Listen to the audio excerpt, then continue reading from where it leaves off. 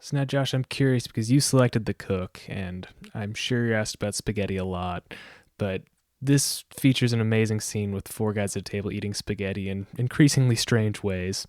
So I'm curious, what do you think makes spaghetti such a compelling comedic tool, and why didn't the silent stars ever use sauce? Yeah, that's good. Yeah, well, I don't know why they didn't use sauce, but now I'm thinking about whether they didn't use sauce. I think it's probably. I'm assuming it just didn't play. That's just the way it was back then. I'm assuming it's why they didn't use sauce.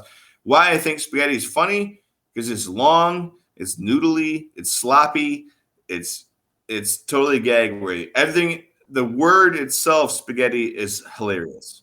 Like it is such a funny word, and just everything about it is so funny, and I think that's why people have used it like over the years. I mean, it's like a funny bit, like when like a kindergartner, like a toddler says "Paschetti," and that's hilarious, and it's no, it's spaghetti, which is even more ridiculous. But it's equally ridiculous. So it's so funny, that's probably all it comes down to. It's got to be among the most no, like photographed foodstuffs there is. Like when I think of famous eating scenes, there's like five famous spaghetti scenes that come to mind, and I don't know that you could say the same about other types of food. Yeah, man. Yeah, it's yeah. I don't know the top five stroganoff scenes. That's a Yeah. list waiting to happen.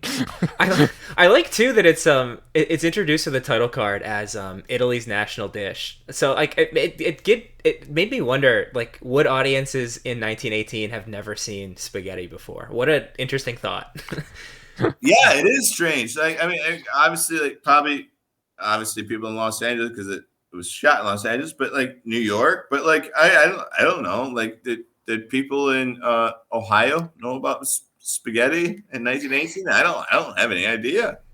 Yeah, maybe not. I mean, maybe all of their wild ways to try and eat it were, maybe maybe there's a kernel of reality to that. I mean, I personally like the guy who funnels it into his mouth. It's a good move. Also, Fatty cutting it up with the beaters. I'm not sure what that was intended to do. Yeah.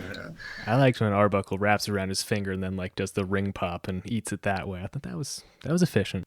So Josh, I asked this because for people who aren't familiar with your work, there's a scene in Buzzard where your character's eating spaghetti in bed and it's a standout moment from the film. So I'm curious if you took some direct inspiration from this film. Uh, well, no, not necessarily, but I took direct inspiration from it in the way that I took direct inspiration from anybody that's ever put anything on film, which is just do it, man. Mm-hmm. You just do it. Like, don't worry about. And so, like, it wasn't from this film in particular, but it was certainly Buster Keaton or Chaplin or the Marx Brothers, Paul Newman and Cool and Luke eating the eggs, and I mean, like it was you just gotta do it. And like we had one plate of spaghetti, and that was it. We had one take, so uh, you just go for it and you just do it, and then see what happens.